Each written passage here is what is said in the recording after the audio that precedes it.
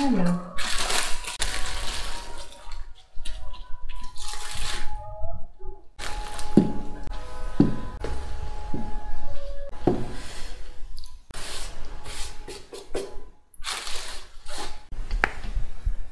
Mais qu'est-ce que tu fais, Rosen?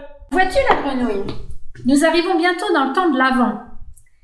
Alors du coup, pour vivre ce moment très spécial dans l'église, ben voilà, je m'étais dit que c'était pas mal de préparer notre petit coin prière.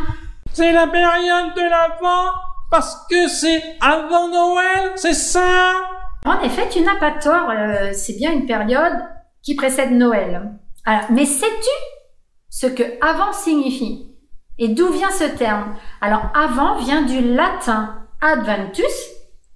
Adventus qui veut dire venu, avènement. La période de l'Avent, ça célèbre en fait le triple avènement du Christ. Sa naissance à Bethléem, sa venue dans le cœur des hommes de tous les temps et son retour à la fin des temps. Mais dis donc, Rosen, pourquoi utiliser des bougies violettes? Pourquoi ne pas prendre des blanches? La grenouille, je vais t'expliquer. Le violet, vois-tu, c'est le mélange entre le bleu et le rouge. Le bleu qui représente le divin, le rouge qui représente l'humanité. C'est Jésus, fils de Dieu, qui s'est fait homme. Mais Rosen, pourquoi cette bougie n'a pas la même couleur que les autres? Pourquoi est-ce qu'elle est plus claire? Tu as raison, la grenouille, de me faire cette remarque concernant cette bougie qui est un petit peu différente des autres. Alors, figure-toi qu'elle représente le 3e dimanche de l'Avent, le dimanche de Gaudete. Gaudete où nous fêtons la joie. Nous aurons l'occasion d'ailleurs de la fêter ensemble lors d'une messe des familles, qui sera la messe de la joie. Alors, pourquoi elle est un petit peu plus claire?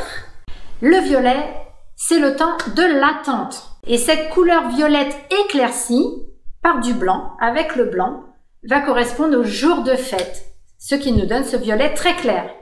C'est la nuit qui s'éclaircit avec le jour qui se lève et qui donne une couleur rosée.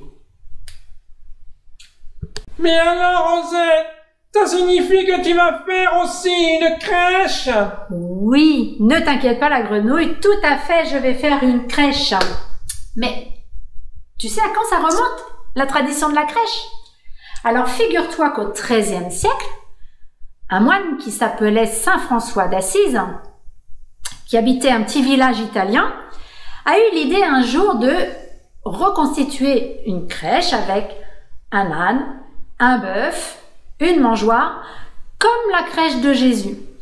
Et figure-toi que quand il a fait ça, tous les villageois étaient présents et ça leur a beaucoup plu. Et depuis, cette tradition de la crèche s'est répandue dans l'église à travers les 4 coins du monde. Donc vois-tu, j'ai moi aussi un bœuf, un âne, Joseph, Marie, et nous garderons Jésus pour Noël.